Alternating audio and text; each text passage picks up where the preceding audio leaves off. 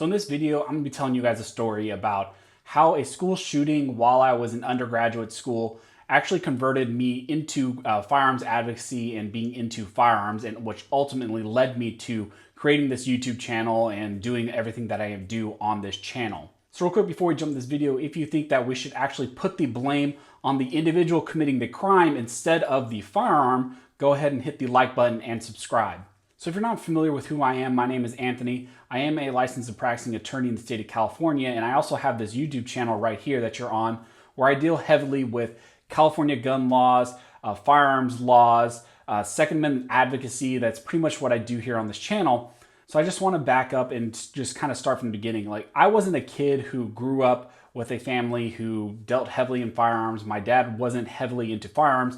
He was later in his life, especially when I became into firearms and started doing all this stuff and got into Second Amendment advocacy. Me and him together kind of got into firearms and would go to the gun ranges and stuff. But before that, I wasn't really into firearms and really hadn't handled them a whole lot. You know, especially even up into like 2014, I probably had only handled a firearm maybe 5 or 4 times in my life. And so as far back as probably like 2014, I was kind of just whatever about firearms. I didn't really hate them. I didn't really have any strong opinion about them either way. It was just kind of like a non-subject to me. But there was a specific incident when I was in undergraduate school, which actually kind of launched me into investigating firearms more, really thinking critically about firearms, the Second Amendment, and what ultimately would lead me to firearms advocacy.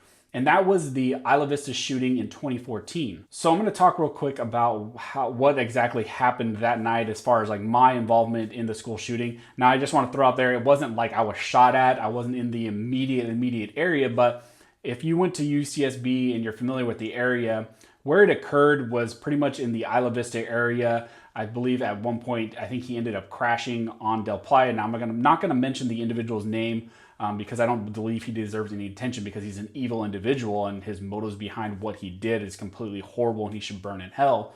But I just wanted to discuss a little bit about my experience that night. So what happened is, I believe it was pretty late at night. Maybe it was like 9:30 or something like that. And I was with a bunch of my roommates, and we were actually planning on going out that night. Like a lot of people do. You know, UCSB is a pretty big like party school. A lot of people always are going out. So we were planning on going out that night.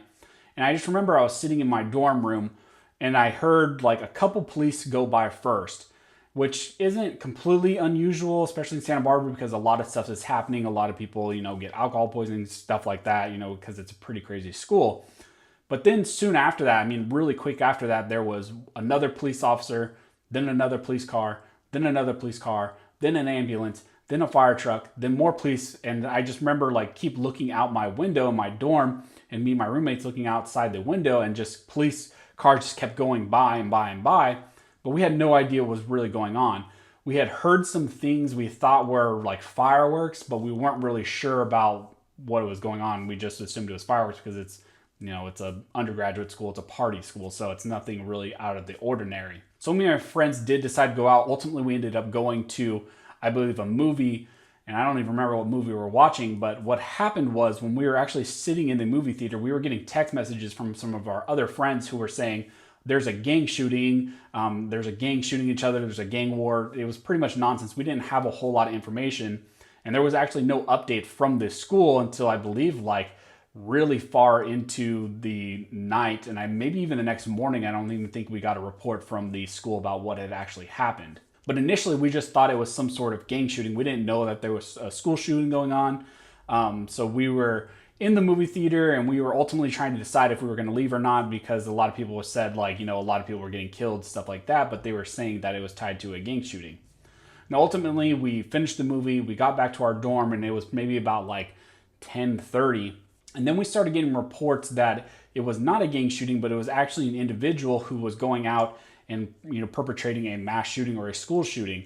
And then actually we started getting text messages and videos sent to us that was, you know, created by that individual. I think he even put it up on YouTube, talking about why he was doing what he was doing. And so we actually got the information about what was really going on from text messages and from YouTube before we even got any information from the police department, from the school, any legitimate news source. But ultimately what happened is, you know, when the whole incident actually ended, a couple of days went by, we found out all the information about what happened and all the individuals that lost their lives.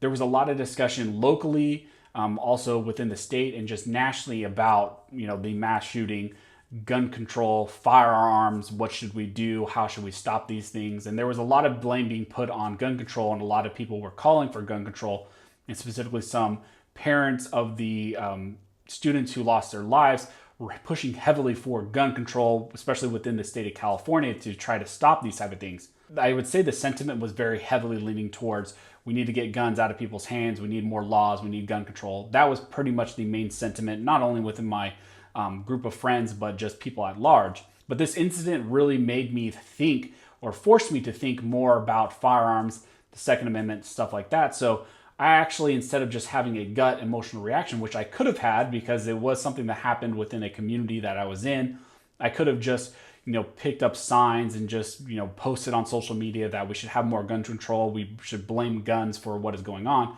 I could have done that, but I decided to educate myself because I knew I didn't really have any solid education or information about firearms, gun laws, anything like that to really bring to the discussion. So I thought I should educate myself first before just, throwing myself into the general discussion. And so one of the main ways that I actually educated myself on firearms first was just going to YouTube. And so my first introduction to firearms were through very popular gun tubers or pew tubers.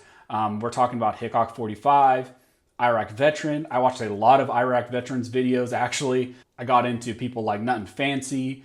So really it was just like those main, traditional people you think of that, like, early gun people who were on YouTube, have a big following now, whom people usually get exposed to early on. And so really I just took in all these videos and ultimately I just binged like hours and hours of videos trying to learn about firearms, learn about the firearms community. I watched various gun law stuff. I Googled gun law stuff. I Googled what was, the laws in California, some federal laws. I really just tried to educate myself the best I could.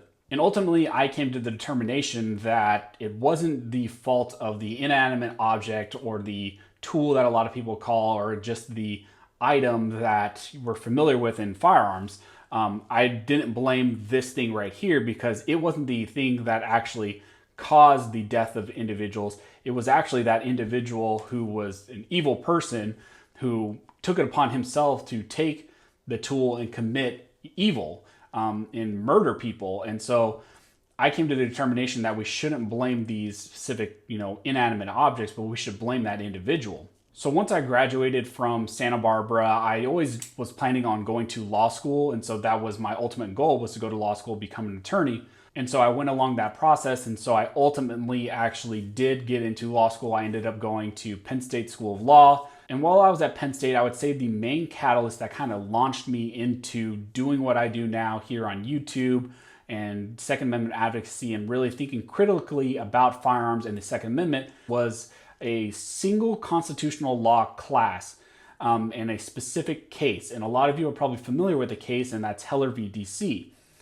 So when I was a first year law school student, you take con law along with some other courses. And in con law, at least when my law school, we only had a single case that discussed the Second Amendment rights. Now, your constitutional law class, you have weeks where you cover the First Amendment, due process, Fourth Amendment stuff, search and seizure stuff. You have weeks and weeks that deal with all these other Bill of Rights amendments, but you only get one case, and maybe I would say we spent maybe 20 minutes on the Second Amendment.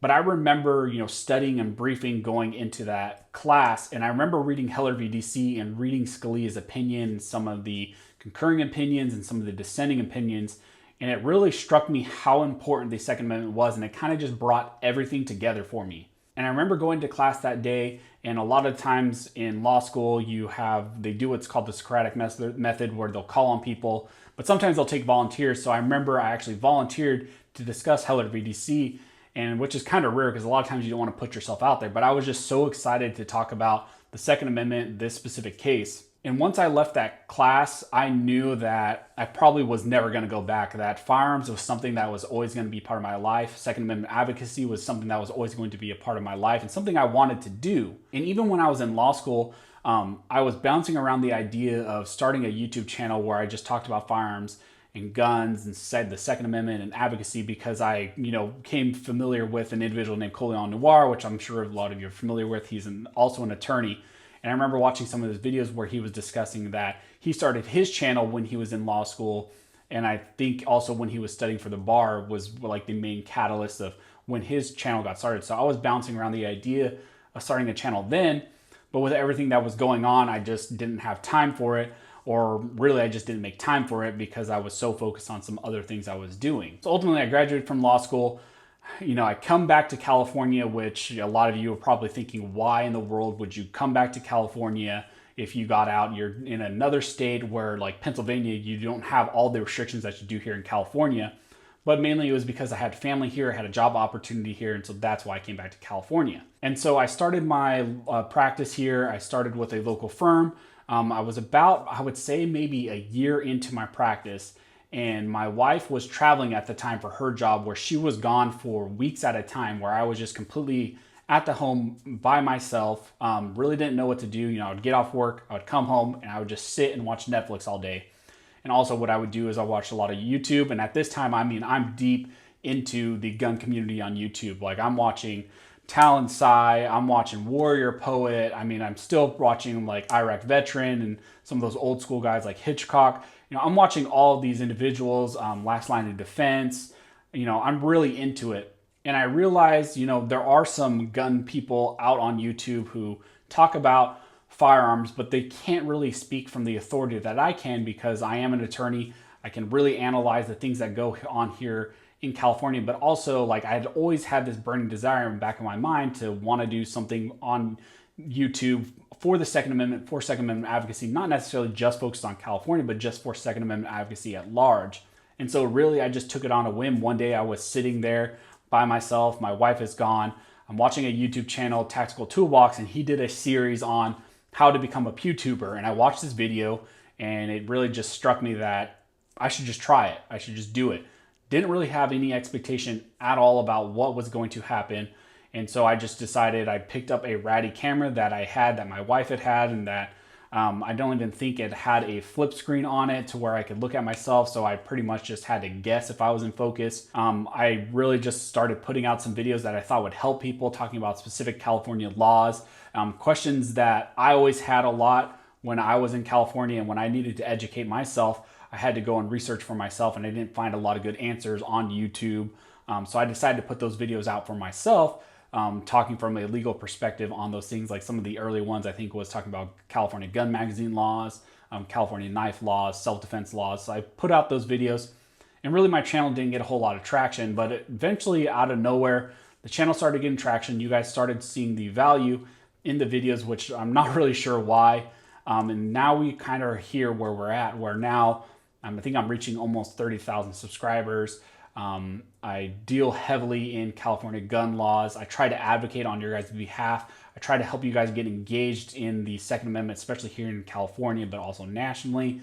I help cover some of the main legislations that are pending here in the state of California.